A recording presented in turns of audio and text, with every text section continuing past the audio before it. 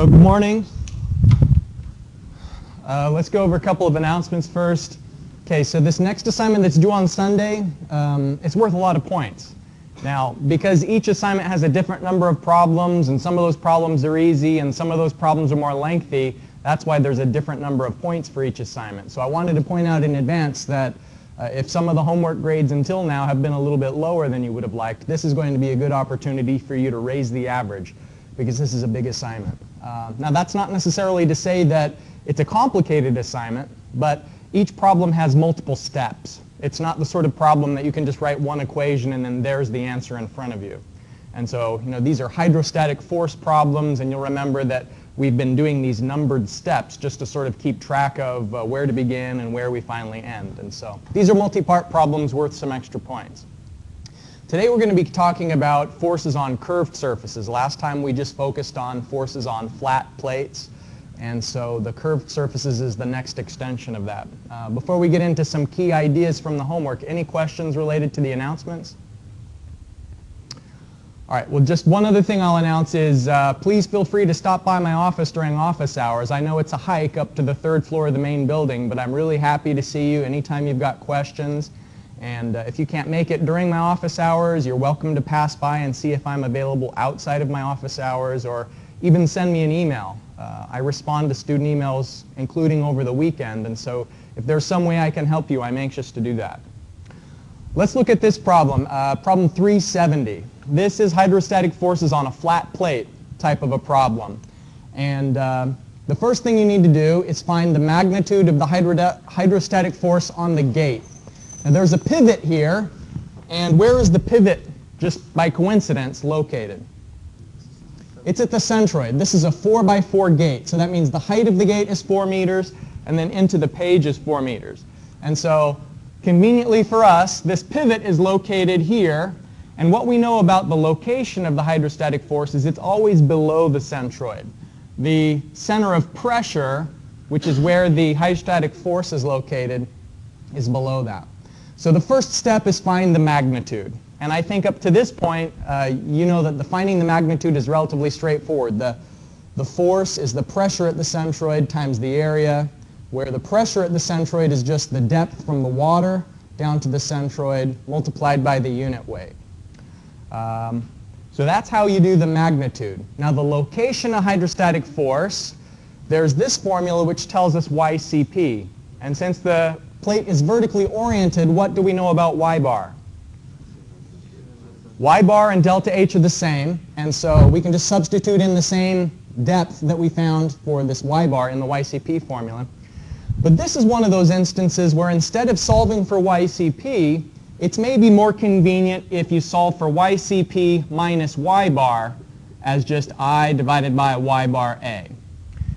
Because of the moment analysis you're going to be doing later, maybe just finding the distance between the centroid and the location of the force is more convenient. Because in the end, we've got the block pushing on the gate this way, the hydrostatic force pushing on the gate this way, and they're canceling each other out. And you want to know, what is this force from the block pushing on the gate? So it's a moment analysis as the final step. Sum the moments about the pivot. Okay, so I hope that gives you some of the key ideas of that problem. The next one I wanted to tell you a little bit about is this one where they're saying how much force is required to open the gate. There's water pushing on the gate.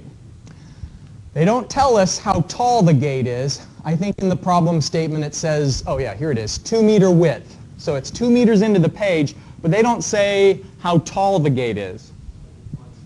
It's 5, right? From the last lecture, we sort of got our experience remembering the 3, 4, 5 triangle geometry. So these dimensions, 3 meters this way, 4 meters this way, reminds us that the height, the physical height of the gate, even though it's at an incline, its height is 5 meters. And so when we have to calculate the area, it will be that 5 meter height by the 2 meter width into the page, and so on.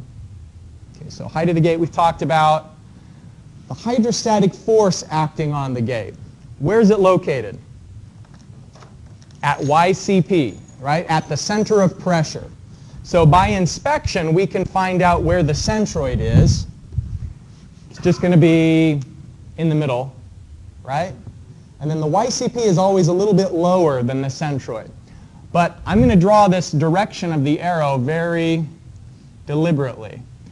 The force itself is normal to the direction of the gate. So don't accidentally write your force like that. The force is going to be coming in this direction.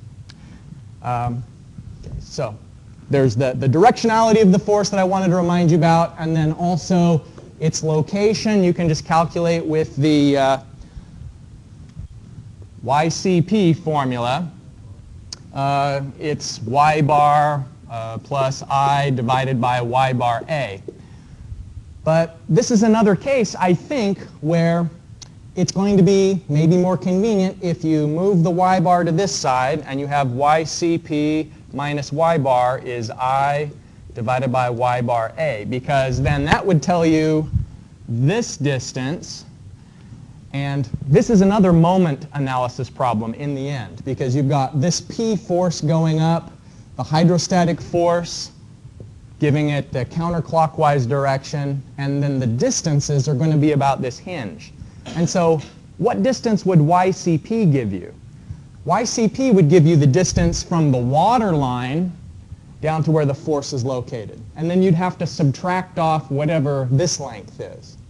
And so that complicates the geometry a little bit compared to if you just said, well, I know it's 2.5 from the hinge to the centroid, plus then this distance, the distance between the centroid and the location of the force. And so when you add the 2.5 to whatever this is, then that's the moment distance for the counterclockwise rotation.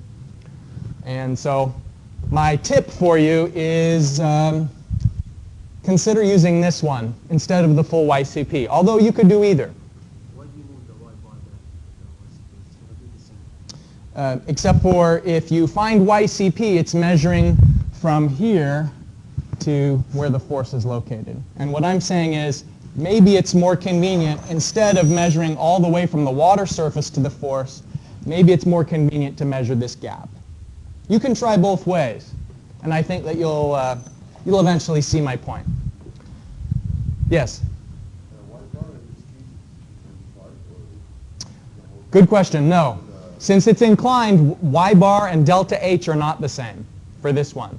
So for this one, y bar is it's from the centroid to the water surface. But you don't have to calculate y bar if you move it to the other side. So I guess that's another good reason not to calculate, to do it this way, is that you don't actually have to find y bar if you do it that way.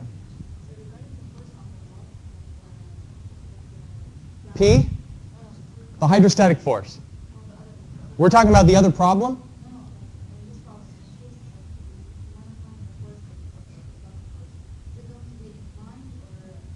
The block force?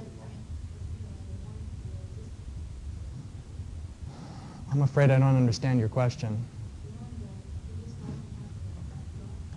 Uh-huh. No, because there was an actual physical block there, and that's what's stopping this from rotating, is that it's like we nailed a piece of wood into this piece, and so the wood is then pushing on the gate. And so that's what's keeping it closed. Here, what's keeping it closed is the sort of the geometry of it. The weight of the water is naturally keeping it closed, and so P, we're trying to open it. So we're trying to find out, in the end, how much do we have to pull up on P to get it open. And the thing that you need to think about is the moment distances. And so from the hinge down to where the force is located is the moment distance for the counterclockwise direction. And then the moment distance for the clockwise direction, yes?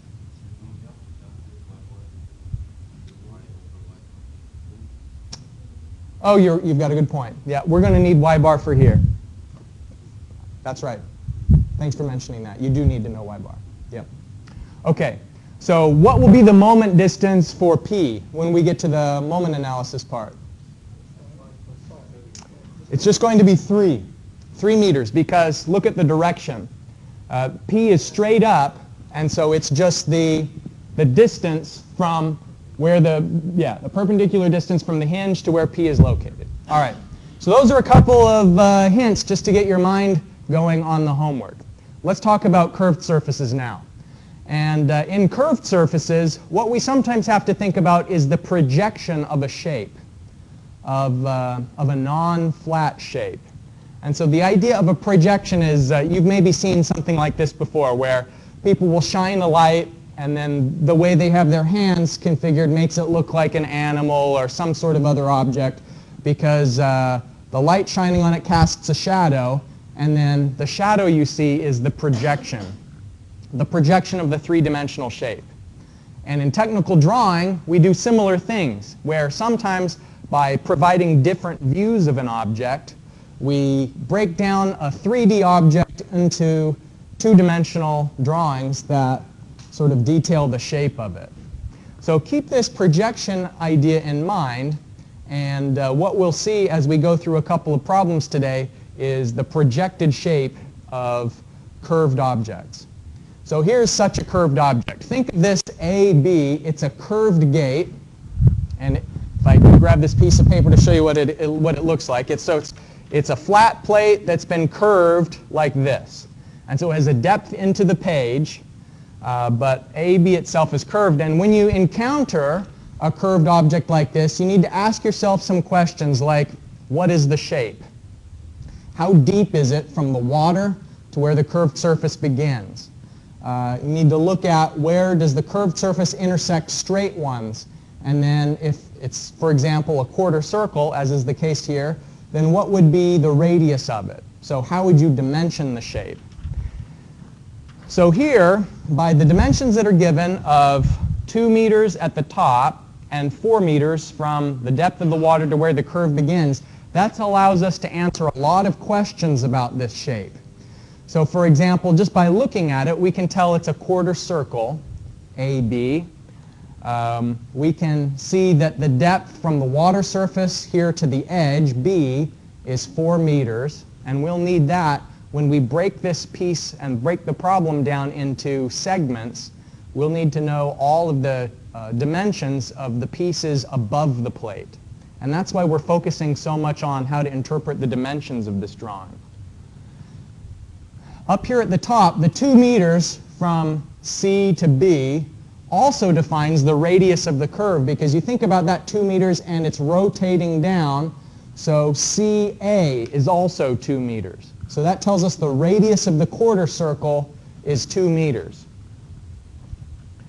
And then it's helpful to give some sort of labeling to the pieces like this. And in the example I'm going to show you that relates to this drawing, I've both labeled the pieces and I've also broken them out. When I'm looking at one segment, I'll do the little sketch of the segment I'm talking about, just so it's absolutely clear what piece we're talking about as we analyze the weight of the water, the hydrostatic forces, and so on. So any questions so far about how to break down an image like this into our basic useful information? So here's how it works. We want to know what F is required so that this gate is held steady. This gate AB, it's a curved plate that's holding back the water. If we don't apply this force, the gate will fall out and the water will begin to drain from this tank. And so the force F is going to depend on a couple of components. It's going to depend on the weight of the water in piece B, C, D, E, because that's pushing down on the gate. And then there's also some water here in A, B, C pushing down on the gate. And then there's also the hydrostatic forces pushing from the side on the gate. And so we're going to have to combine all of those forces together to find out the magnitude of F. Here at the top it says that surface AB goes 1 meter into the paper, and so it's 1 meter wide, this curved gate, and then we have the 2 meter radius that defines the rest of its shape. So these different forces, let's talk about F sub V. It's the weight of the force due to an element, and we can draw this element in 3 dimensions. It has 1 meter into the page, 2 meters width, and 4 meters of height. And then F sub H is the horizontal forces that are pushing on the projection. So here's this idea of projection. Here's the curved surface. So remember, it's a plate that's curved like this. If I turn it towards you, what does the projected shape look like? If I was going to shine a light this way from the left towards the right, what sort of a shadow would that cast? Rectangle. Good. And what would be the dimensions of that rectangle? Okay, so 1 meter wide, 2 meters tall. So when we're calculating f sub h, we're going to pretend that this curved gate is actually a flat gate and that it's vertically oriented and then it has the dimensions of 1 by 2. That's just how we solve these, is we break it up into the components, and the horizontal force is equal to the hydrostatic force on the projection. Okay, W, the weight of the water, that has sort of like the shape of a piece of pie. And so it's going to be a wedge, a quarter circle wedge, and then F is the combination of all of those forces. Yes? Actually, rather than explaining it, I'll show you. Because let's go through the steps of calculating first the horizontal force, which is those hydrostatic forces. I'll demonstrate in my example first the F sub h. And so the main idea there is I'm going to be pretending that this curved gate is actually a flat gate. And I'm going to use the projection of it, the vertical projection, to find the horizontal hydrostatic forces. And then the second thing I'll do is I'll find the weight of the water that is corresponding to this F sub v. Then I'll find the weight of the water that's corresponding to W. And then I'm going to add up the horizontal forces, the vertical forces, and find the net force F that's required. All right, so let me bring up this example just to show you the calculations. And then after I go through these calculations in the example, then I have another example that I'll ask you to calculate. All right, yeah, this is it. Okay, so the first thing that we're doing is we are looking at the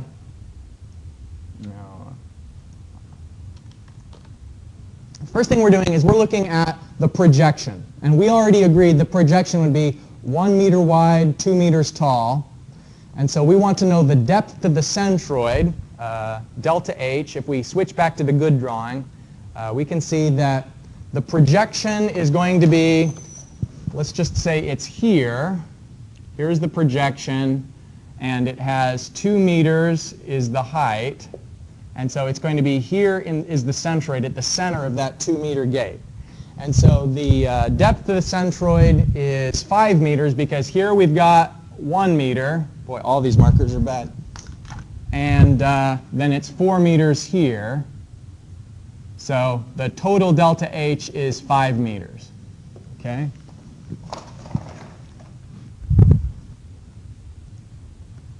Okay, so here's the delta H. And the area of the gate is 2 square meters, and here's the unit weight of water. So the hydrostatic force, the magnitude of it is 9, because it's 1 by 2.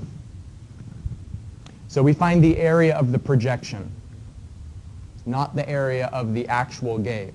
It's just whenever we're finding these horizontal forces, we look at the projected shape. And here's the projected shape. Okay. So any other questions about the first step where we find the horizontal force? Yes? The location of the force? We haven't found the location of the force yet. We'll do that as one of the other steps. So yes, we do consider it. Here, the step 7, which is sort of grayed out a little bit, when it asks for the line of action, that's just another way of asking for the location of the hydrostatic force. Good question. Yeah, we will come back to that. For now, it's just the magnitudes, and the next part of the magnitude is the vertical forces. Now, the vertical forces are kind of easy because it's just the weight of the water above the gate. We got a quick glance at that in the last, 10 seconds of class previously when we were looking at the weight of the water above some horizontal plate.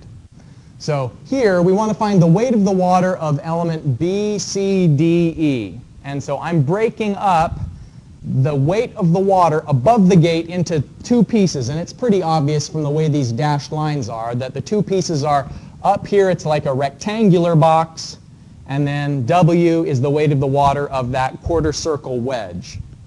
All right, so the first one, you can see I've done the three-dimensional drawing of B, C, D, E. It's 4 meters tall, 2 meters wide, and then 1 meter into the page. And so the weight of the water is the volume of that object multiplied by the unit weight.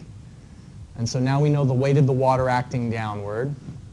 And we take the same approach for this next element for the quarter circle wedge. And it's going to be the weight of the water is the volume times the unit weight. And by volume, what I mean is we'll take the face area of that quarter circle and then multiply it by 1 meter into the page. And then that gives us the volume. So it's the area times the distance into the page. And so the area of a quarter circle, if it was a full circle, it would be pi r squared. But since it's just a quarter circle, then I say 1/4 pi r squared. So that's the area times the distance in the page gives the volume, and then the unit weight for gamma. So then we have the 30819 newtons is the weight of the water. And of course, that's acting downward. So any questions so far on the magnitudes of the forces? Yes? The force exactly. It's a horizontal force. It's pushing sideways on the gate. The force is pushing sideways the gate, even though there's some of the forces are vertical because the weight of the water pushing down from above. That's not the only place the force comes from. It's also partly because there's pressure here. It's not just the weight of the water above it, but there's pressure, and the pressure is pushing sideways on the gate. And so this horizontal force is, if you think about how deep we are in the water and the sideways pressure, it's arising out of that.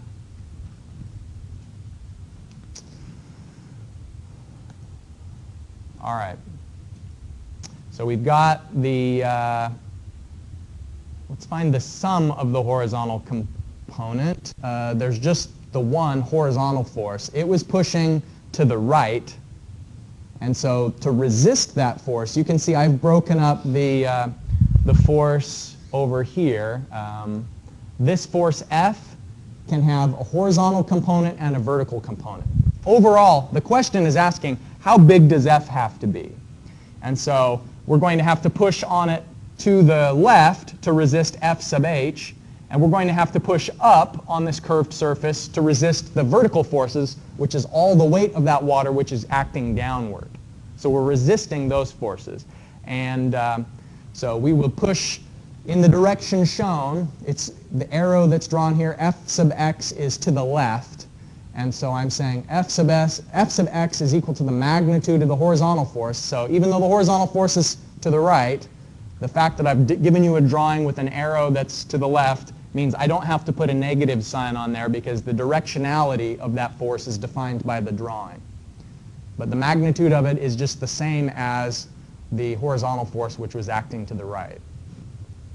Now the vertical forces, there were two vertical forces. There was the rectangular box, and then there was also the wedge. So we combined those two vertical forces. Those were acting down, so we have to push up on that curved surface to resist the weight of the water. All right? And then the overall resultant force, we do the sum of the squares.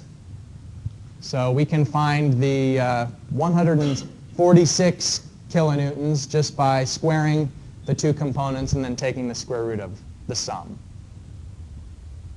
All right. So that's the magnitudes.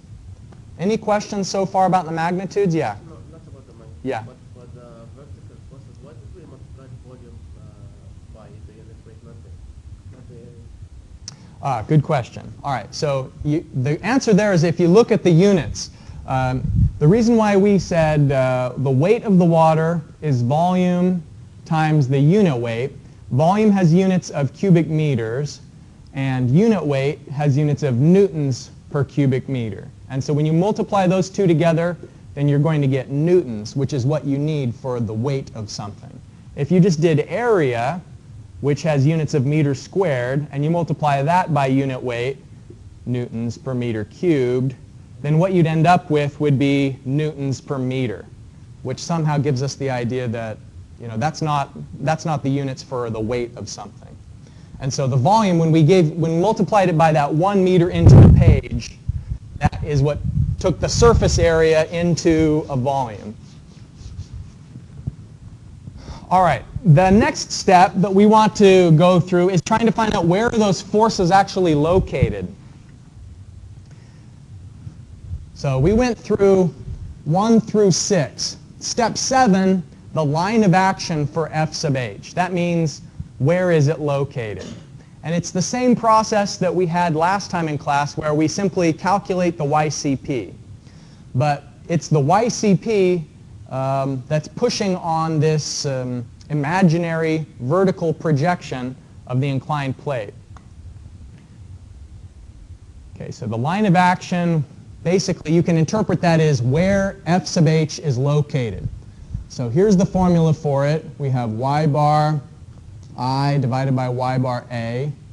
And then since it's a rectangular shape, you know, the projection, again, the projection is 2 meters by 1 meter. And so these are the dimensions that we're going to use for B will be the 2 meters, A will be the 1 meter. In the area moment of inertia formula, AB cubed divided by 12. Okay, and since it's vertically oriented, that makes it easy for us to say that the y bar and delta h are the same because the plate is straight up and down. And so for YCP, we substitute in the depth to the centroid, 5 meters, area moment of inertia calculation, then the depth of the centroid and the area of the plate. And that tells us that the location of the force is just a little bit lower than the centroid, because what you'll remember is that it's 1 meter here, and then it was 4 meters from the water surface to the edge of the plate. And so what we're saying is that the force is located just a little bit lower than the centroid. And the deeper the plate is submerged, the closer together the centroid and the YCP get. If the plate is close to the surface, then the centroid and the YCP are a little bit further apart.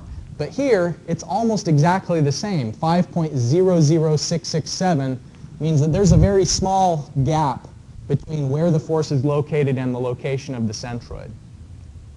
But that's how you'd answer what is the line of action. If you have a similar problem in the future, if it says, what is the line of action of the horizontal force, that's just asking, what's YCP? The vertical forces are a little bit more complicated. Let's go to the drawing and take a look at this. Why do you think that the F sub v here is in the middle? Any idea? And that's intentional, by the way. Why have they located this arrow in the middle? And why didn't they say that F sub v was, why didn't they draw it here? Any idea why they decided to put the location of this arrow in the middle, but halfway between C and B?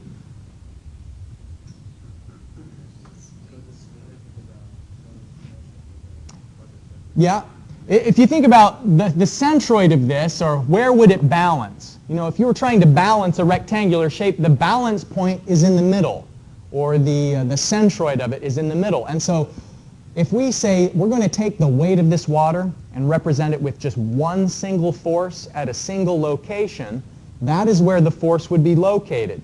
It would be located 1 meter to the left of B. And so this F sub v location is intentional. Now what about W? It looks like the way they've got that drawn is it's slightly further away from B. Why did they move it slightly further away from B? How come W isn't exactly in the center? That's right, the shape is different and there's a piece missing. Like if it was rectangular, then they'd put it in the middle, but the fact that this piece is missing, it shifts the location of W to the left a little bit. And so if we're going to find where is the resultant, if you add these two forces together, the resultant force is going to be somewhere in the middle between them. So those are the steps we're going to go through when in step 7 we calculate, oh, we already did step 7. Step 8, the line of action for the vertical forces. Okay, so here you can see I've broken down the two parts. Here's the rectangular piece and then the wedge. F sub V is easy. It's just halfway between B and C, so 1 meter to the left of B. W, though, what we can do is find a formula for the centroid of a quarter circle. And this tells us that the location of the force is 4r divided by 3 pi. And so if we substitute in the radius for this quarter circle is 2 meters, the point 8488 tells us the distance from C to where W is located.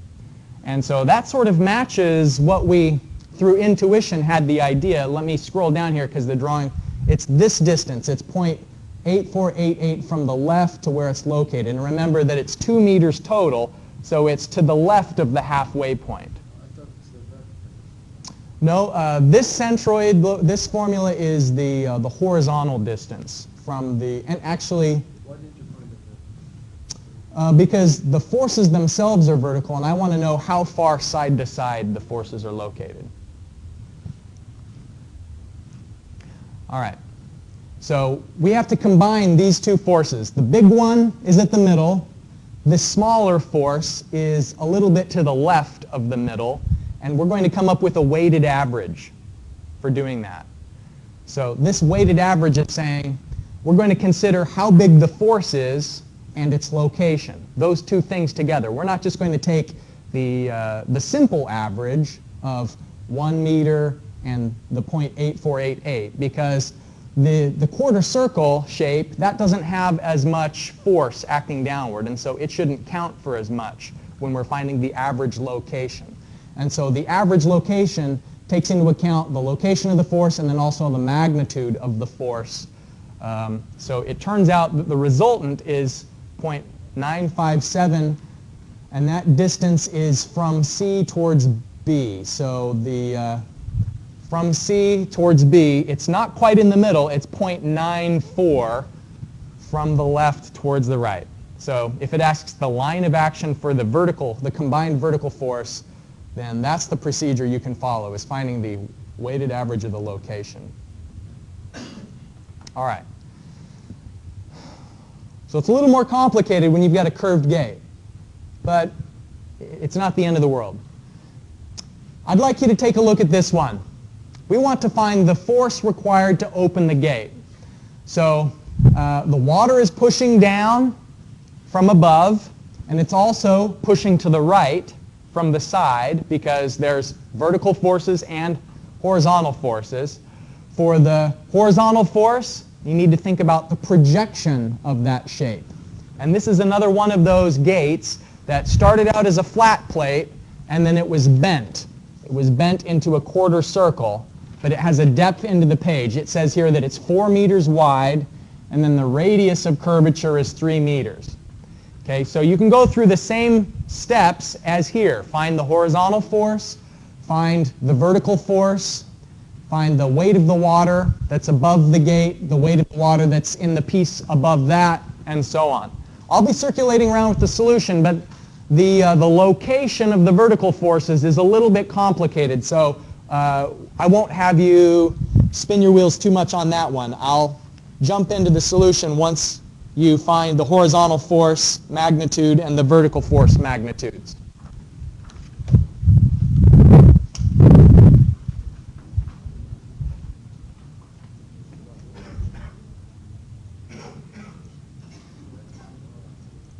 Okay, you've been thinking about how to break this down into the pieces. Let's think about the pieces.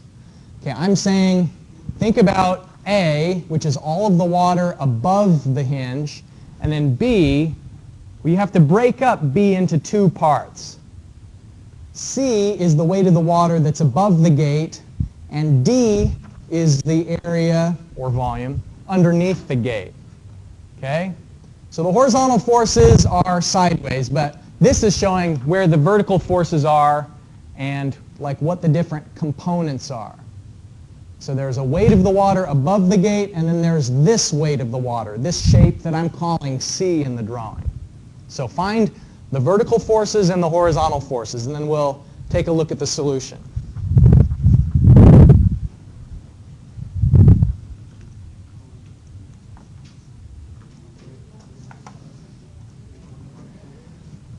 Okay, so we've got a curved gate, and we can first look at the weight of the water. In the previous here, you can see how I broke it up into A, B is the whole thing, and then D and C together equal B. Okay, so element A is that box that's above the gate, and it has a dimension of 2 by 3 by 4, and it's 235 newtons for that piece.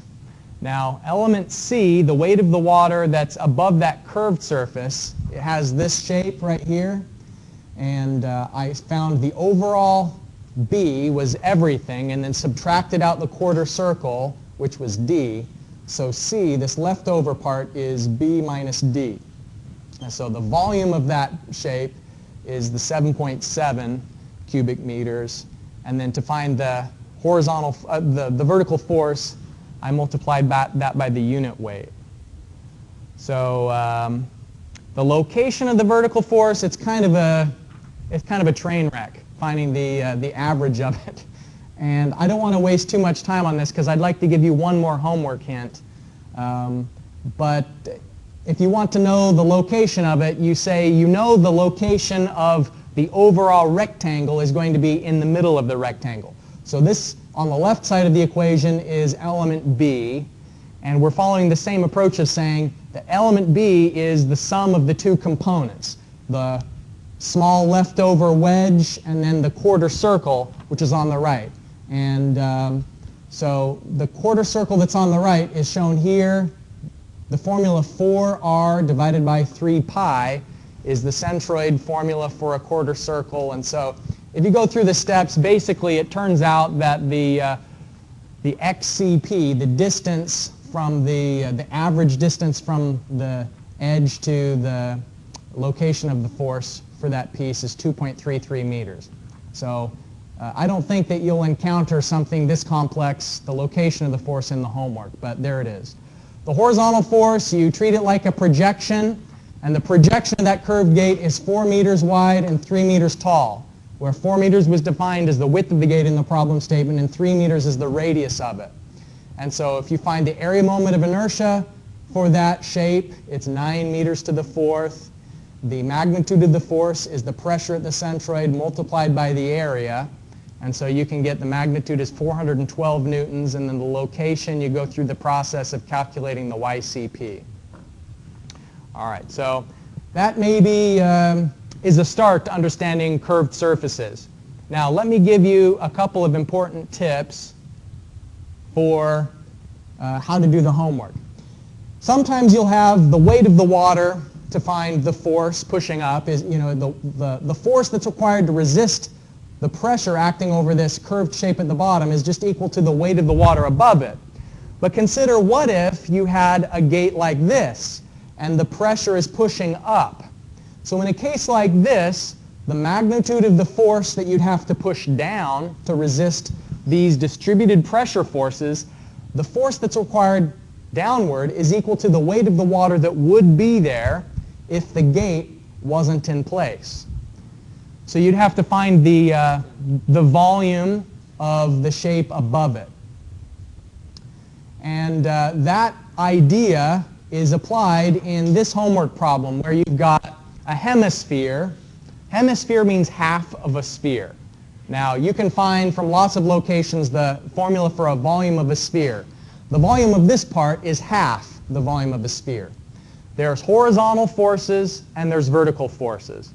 The horizontal forces we find through the projection of the shape. And so what is going to be the vertical projection of a hemisphere? What will that shape look like?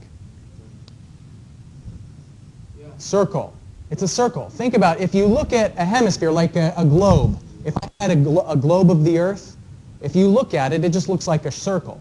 So if you're looking at this part from the side, it looks like a circle. So what you're going to need to do is, for the horizontal forces, you're going to have a circle, here's the centroid, and go through the process of finding the depth of the centroid. The magnitude of the force is P bar times A. That gives you the force. The location of the force you find from the YCP formula, same as always. The vertical forces, though, you can find the weight of the water above it, but that would be a very complicated procedure, and so there's an easier way. The vertical force is just equal to the volume of water that's displaced. So I'm going to write this on the board. F sub V is equal to the volume of water displaced multiplied by gamma. So this part is pushing water out of the way. And how hard the water is pushing up is equal to the weight of the water that was displaced by the part. Now, that is the buoyant effect. Our whole next class meeting, when we get together on Sunday of next week, we're going to be talking more about buoyancy. But this problem you can solve a lot more easily by using the buoyant approach instead of trying to find the weight of the water above this part, because the shape of the water above the hemisphere would be, you can do it, but it would be a little bit challenging. Yeah. Is it for FV and W weight or The weight of the water? No, we have two forces. No, here, if you do the buoyant thing, so there's two forces. There's the horizontal force, and then the vertical force is just equal to the weight of the water displaced by the part. So it's one step for the vertical forces. All right. So that's all the time we have for today. It's 8:50. Just remember that as far as announcements go, the homework is due on Sunday. Come see me in my office if you got questions. Send me emails. I'm anxious to help you. So have a great day. I'll see you next week.